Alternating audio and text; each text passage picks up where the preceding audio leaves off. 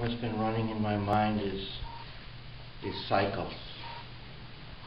The cycles that we experience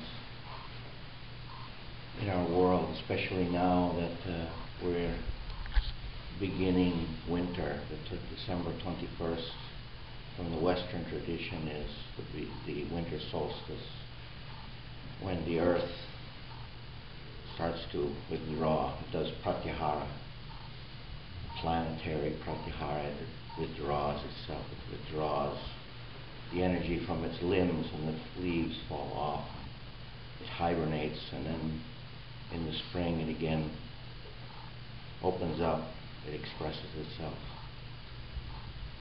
And I was reminded also about when Baba was talking to us about kirtan. He said that the best time of the month to do kirtan is the full moon, because the full moon is that time of the year or that time of the month when things come out. The moon comes in full expression. It's when we're more expressive, and when the dark moon we do kapalak, we do meditation. We go. The dark night is the withdrawal internal. And through all of these different cycles, again, I'm reminded about the very core of our spiritual ideology, that is the concept in a personal way of Taraka Brahma, Taraka being that stage between the Saguna stage, being the stage of expression, what we see, the varieties, and the stage of Nirguna, the unknown. What is it? What can it be? How mysterious is it?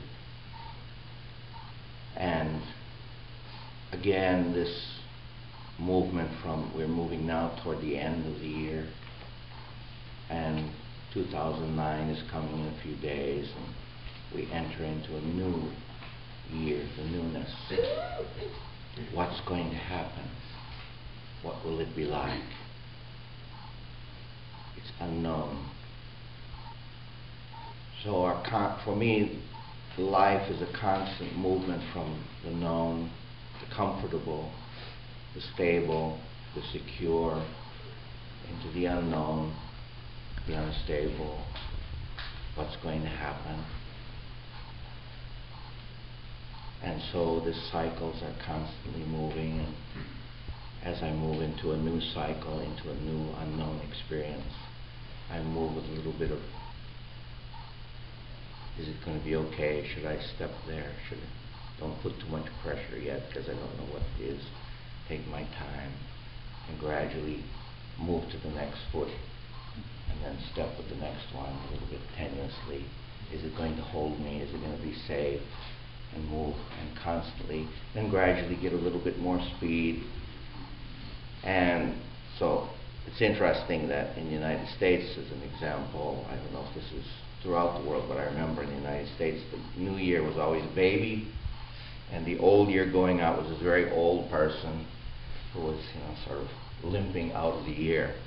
So it's sort of like the child gradually gets the momentum to be able to walk, and then starts running and very dynamic, etc., and then slowly slows down and becomes older. So these cycles in and out, what is safe and what is unsafe. And then I was reminded about an experience I had in the Philippines. I was traveling. In the Philippines, there are many islands, so to travel, I needed to take a boat.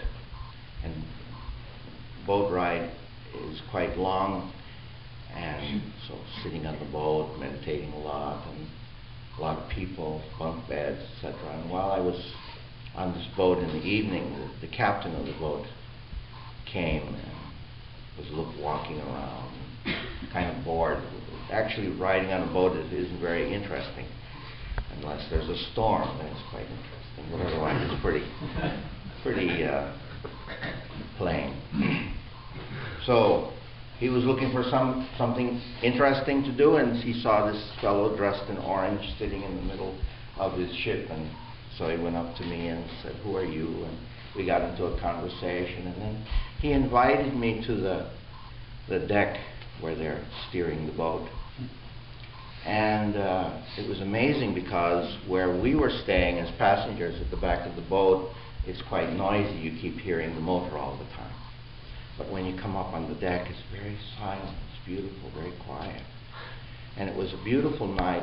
The sea was very calm. And there was a big full moon. And it was really beautiful. And he was talking about his experiences. And of course, I was interested in his experience as being a captain of a ship. And then I had the question, what do you do when there's a storm? Because storms are the big waves and the boat gets thrown around, etc. And sometimes the boat sinks. But I wanted to know, what do you do? How do you protect yourself from this tremendous storm? So he said, well, if we know in advance, then usually what we do is we pull into a port that's safe so that we're in the shelter of the port. But sometimes we don't know. So I said, well, what then you do? What do you do then? He said, well, the most important thing when you're in a storm is you have to keep the propeller moving. Because if the propeller stops, then you're at the mercy of the waves. The waves will just throw you here and there. But when the propeller is moving, it keeps pushing the ship through the water. No matter how many waves come and how big the waves, the propeller will keep the ship moving through the waves. So I thought, wow, this is fantastic. This is just like sadhana. My life is full of these waves. You know, the cycles, as I'm saying. Things are changing, the known, the unknown, the known. What's going to happen? Different things happen. Places change, people change. I have things, I don't have things. The economy's up, the economy's down. We have Bush, now we have Obama. Everything, the waves are coming this way and that way. And I'm just being pushed here and there. What do I have to do? Keep the motor running. And what's the motor? Is the mantra.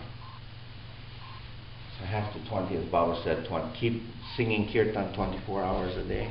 Keep the mantra moving. Keep the motor running. What's the motor? It's constantly the repetition of the mantra.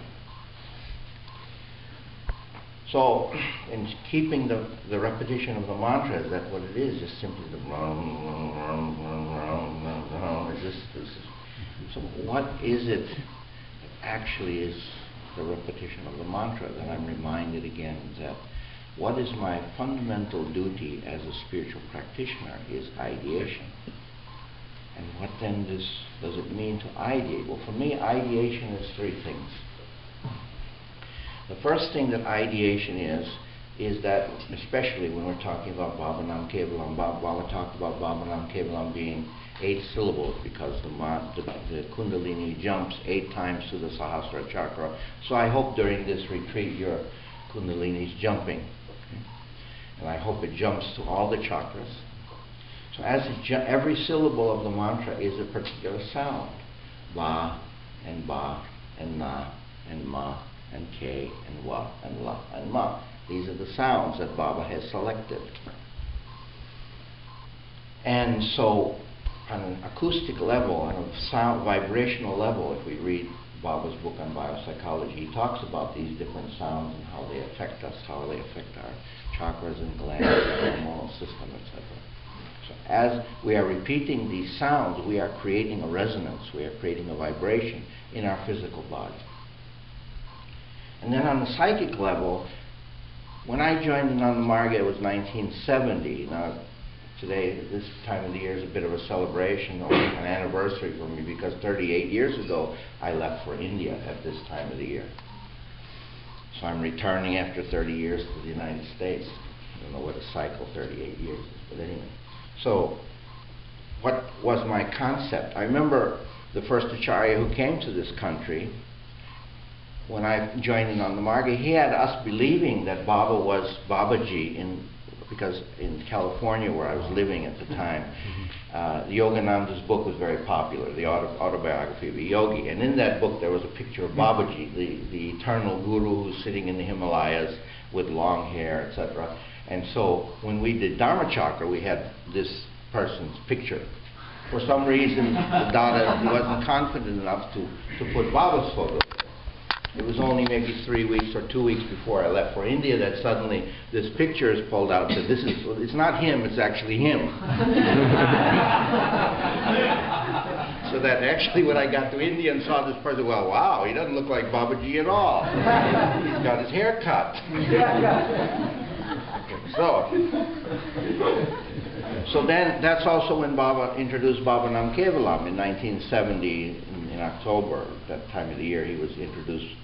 So Baba at that time had a very different concept, and now 38 years later, Baba is a very different concept. So all along, every month, every day, every minute, every meditation, this personality, this divine personality is constantly changing for me. And so today, Baba's somebody different, and tomorrow he'll be somebody different, and constantly it's expanding, so I'm getting a different experience of Baba. So my concept, that's my psychic understanding of what this is constantly changing.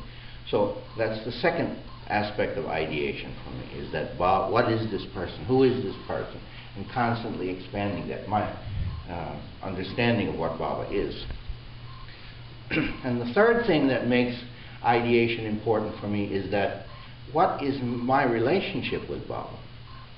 So when Baba talks about the Kundalini rising from different chakras, of course some people identify it by different things like the crickets and the bells and all that kind of stuff. But what I identify with more is, at some time while I was sitting in Berkeley doing whatever I was doing at the time, that's a long story, but anyway, suddenly somebody entered into my life who I didn't know existed.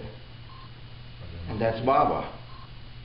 So at that point, you can say as an example, that's the first level of realization that actually this thing that people have been talking to me about for so many years actually exists.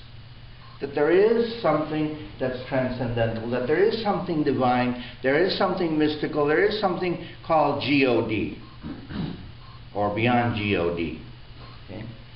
Because Baba wasn't God. Right? He said in the court in India, those people who say that I am God do not understand the philosophy of Nanda Marga. He's more than that. Okay? So suddenly I understand that there is something like that. And then gradually, over the time, I start to realize that Baba is more than that. That he's not only does he exist with me, but he's actually a buddy. He's a friend. He's with me. He's a constant companion. You know? So I was saying, it's almost like there's no privacy anymore. Wherever you go, he's there. I remember during the emergency when Baba was in jail, he sent out a circular. It has come to my notice that the ladies are taking baths wearing sari inside the bathroom.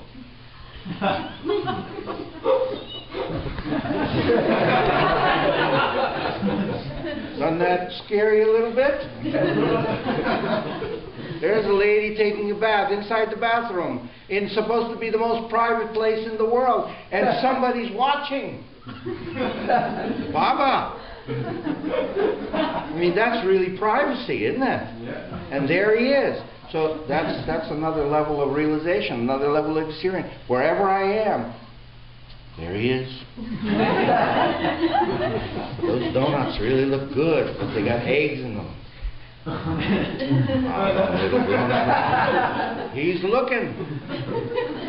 Okay, another level of realization is that doesn't matter what you do, I'm trying my best. I'm not really able to get up for the Panchajanya. I'm not really able to do my asanas every day. I'm really very tired. I fell asleep during sadhana in the evening. I'm not able to do this. Or I'm trying my best. I'm trying my best. So just keep moving. Charevati, Charevati. Go ahead. I'm with you. I'm with you. Don't worry. I'm not judging you. I'm not telling you you're going to go to hell or heaven or what. I'm with you. I'm with you. I'm with you. So it's a very deep... I have a friend that's going to be with me no matter what happens. He's still going to be there. That's Baba. And I don't know how many people you have in your life who are with you no matter what happens. Even when you smell bad, they're still with you. So relationship for me, this intimacy which is represented by the various experiences, is the third part of my ideation.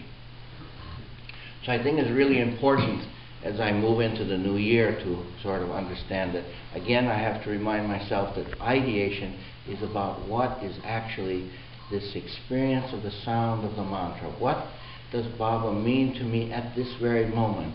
And what is my relationship with Baba? And to keep that motor running with that ideation, so that no matter what comes in the next moment, in the next second, the next year, in the next hour, whatever, that as the waves keep hitting my little ship as I'm moving through this water, through this life, that I'll be able to maintain the thought of my ideology until whenever.